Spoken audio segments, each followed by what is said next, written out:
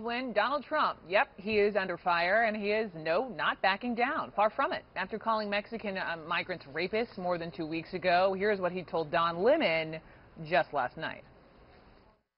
Oh, well, if you look at the statistics of people coming, I didn't say about Mexico, I say the illegal immigrants. You look at the statistics on rape, on crime, on everything coming in illegally into this country, they're mind-boggling. If you go to Fusion, you will see a story about 80% of the women coming in. I mean, you have to take a look at these stories. And you know who owns Fusion? Univision. Go to Fusion and pick up the stories on rape, and it's unbelievable when you look at what's going on. So all I'm doing is telling the truth.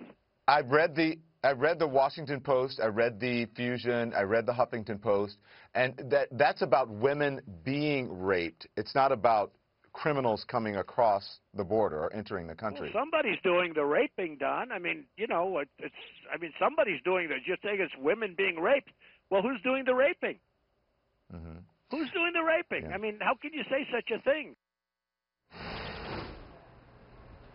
Part of the public backlash came from NBC and Univision, who decided not to air the Miss USA pageant, but now it will air just somewhere else. Let me bring in our CNN senior media correspondent, Brian Stelter, here, and Felix Sanchez, chairman and co-founder of the National Hispanic Foundation for the Arts. So welcome to both of you. Thank you. Thank you. Stelter, you up first.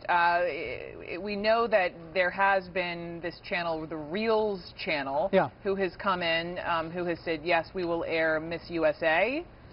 That's right, and this solves a problem that Trump and NBC and Univision all had, because these contestants were going to be without a television home as a result of this breakup between the companies. So Reels has come in, they see an opportunity. It's a relatively small channel, but if you're watching CNN, you do probably have Reels somewhere in your channel lineup. It's just one of those channels that's kind of hard to find. We'll see how many people actually now seek out the pageant as a result of this. But, you know, this pageant now has become this weird sort of political situation. Obviously, the contestants don't want it to be that at all. Felix, I read your piece, your opinion piece on CNN.com, entitled How Trump's Comments Unleashed Latino Spring. What do you mean by Latino Spring?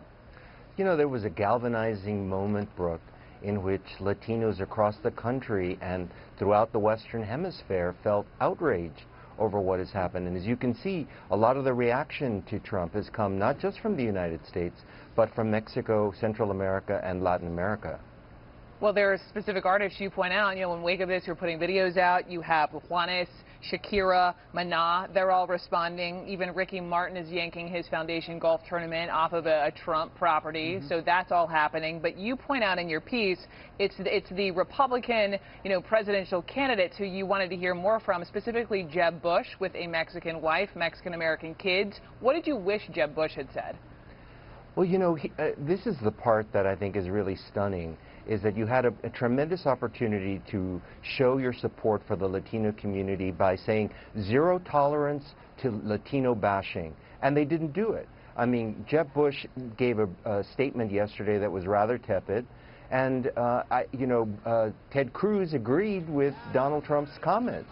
But, equally on the Democratic side, Secretary Clinton could have been more forceful, could have come out and really knocked him out in a really forceful way. And can you imagine how she would have garnered this incredible support from the Latino community in the United States?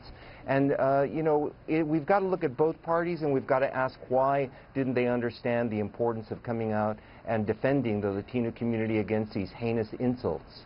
And this voting bloc is quite the constituency. I want to loop back with you on that point and America Ferrera's point in just a minute. But Brian Stelter, in terms of dollars and cents, do we even know how much, with all these companies severing ties, how much this means that his organization has lost? Yeah, it's a loss probably more in the tens of millions than in the hundreds of millions.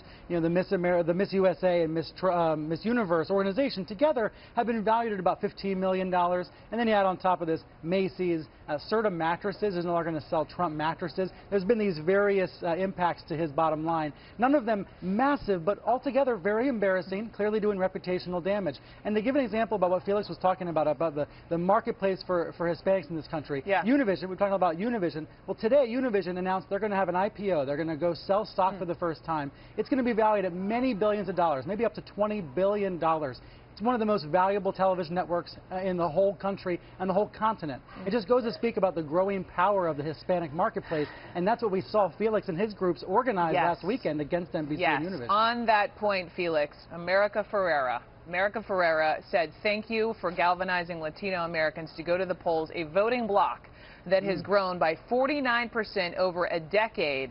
I mean, your thoughts on Latinos voting for Trump, or really it's also a lesson to any of these candidates, how much power Latinos have in this country? Well, look, we have a $1.5 trillion buying power in the United States. And the impact of this election will be decided in some of those key states like Arizona and Nevada and Colorado and Florida. But what's key here is that it's very clear that the presidential candidates do not have a good handle or a strategy to understand the Latino community on the Republican side and the Democratic side as well. This was a perfect example of how they could have really hit it out of the ballpark, and no one did it. On both sides, wake-up call. Felix Sanchez, thank you so much.